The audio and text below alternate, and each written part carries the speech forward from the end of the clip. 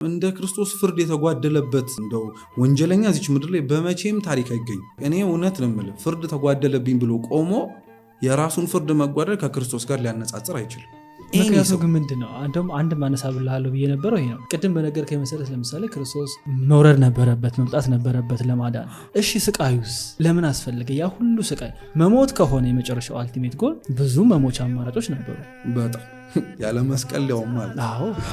ግን እሱ ይሄንን የፈቀደበት ለምን መሰለ? ቅዱስ ዮሐንስ አፈወርቅ ባጭሩ ክርስቶስ ለካሳ መምጣቱን ስለሚናገር ሁሉም የቤተ ክርስቲያን አባቶች ትምህርት ስለሚስማሙበት ኃጢአት በመጣብን መንገዶች ካሳውንም ለማምጣት ከሴት የተወለደው ኃጢአትም የመጀመሪያውን ወደ ምድር ያስተዋወቀችው ሴት ስለሆነች ነው። በእመቤታችን ማህፀን በማደር ውስጥ የሔዋንን ኃጢአት ጸንሳ መውለዷን ለእመቤታችን ጽድቅ ጸንሳ ለመውለዷ ምሳሌ አድርጎ አወጣው።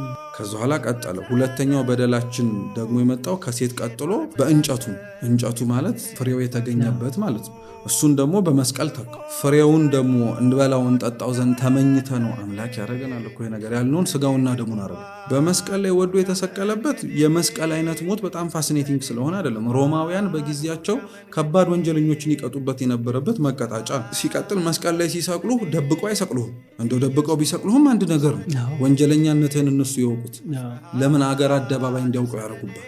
እሱን ሰው የሚያልፍበት ቦታ ላይ ዋናው ቦታ ላይ ሴንተር ቦታ ላይ ሊያውን ከከተማ ስትወጣ እንዲታይ እንዲህ በስተስትል እንደ ብራና ተወጥሮ ታየዋለህ።